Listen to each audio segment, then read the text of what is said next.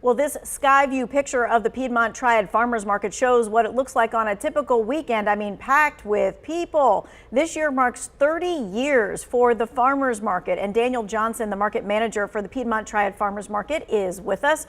I mean, the farmers market, it's an institution.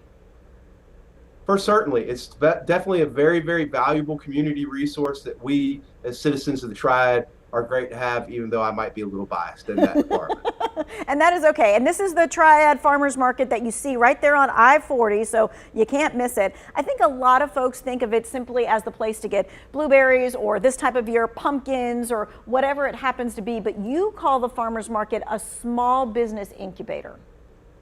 For certain, because we're a place that whether it be a farmer or whether it be somebody that specializes in artisans goods like baked goods or salsa or barbecue sauce, can come and get their brand established. It's a place where they can come out and see several thousand people on any given Saturday, where if they operate off of a consistent routine, where they can come out and touch base with customers, tell the story of their products and the processes that they do to create them, as well as the story of their family and the reason why they were inspired to do whatever it is that they do.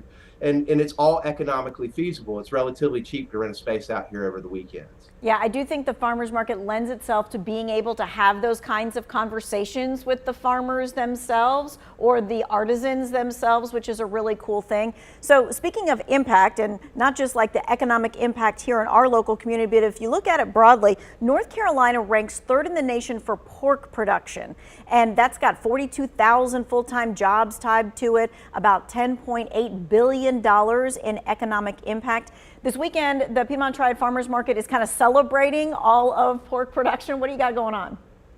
Most certainly. So it's the state pork month. So in conjunction with some of my colleagues in Raleigh with the North Carolina Department of Agriculture, we've come together to not only celebrate the 30-year anniversary of the market, but also pork production here in North Carolina, because it certainly is one of the leading agricultural industries, and agriculture is the leading industry in the state. Oh, isn't that interesting? Agriculture is, I think people would think tourism, right? But agriculture is number one. All right, so this weekend you have something called Hogtastic. What is Hogtastic all about?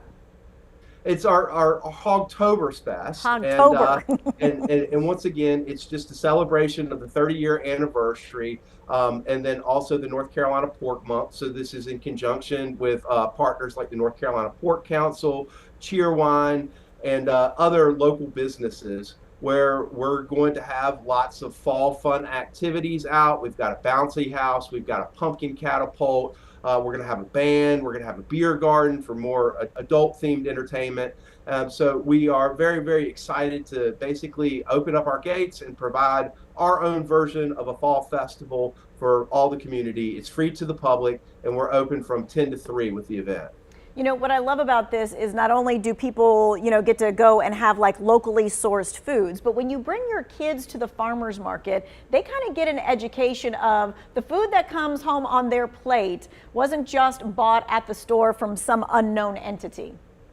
For certain. And they get to meet the farmers and the individual employees that are behind that. They can see how that stimulates the local economy, how they're supporting their friends, their neighbors, and their community over just going to a corporate entity and purchasing what they need through that. So it's definitely an experiential event where you have the opportunity to come out and see something that not every community is as lucky as we are to have.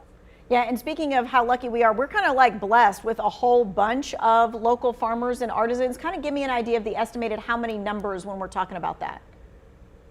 So, you could probably expect to see between 50 and 60 local farms out here selling, and that's everything from produce to plants to honey to regenerative raised proteins, meats and whatnot.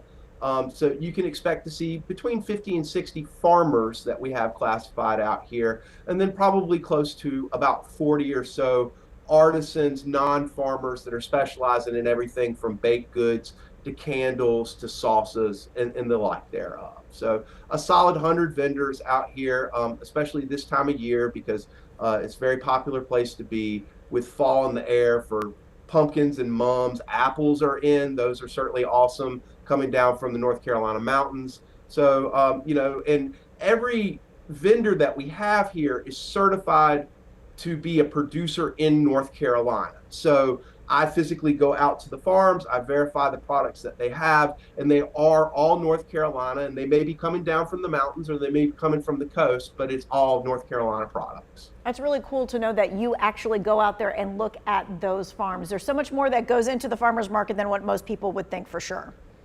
For sure. And I spend a lot of time driving up and down the road to go see these farms. I hear you. Well, what you can do this weekend is drive to the farmers market for their Hogtoberfest. So if you want to watch this again, maybe you want to send it to somebody that you know needs to go there this weekend, it's going to be in the Who Wants to Know section of our website.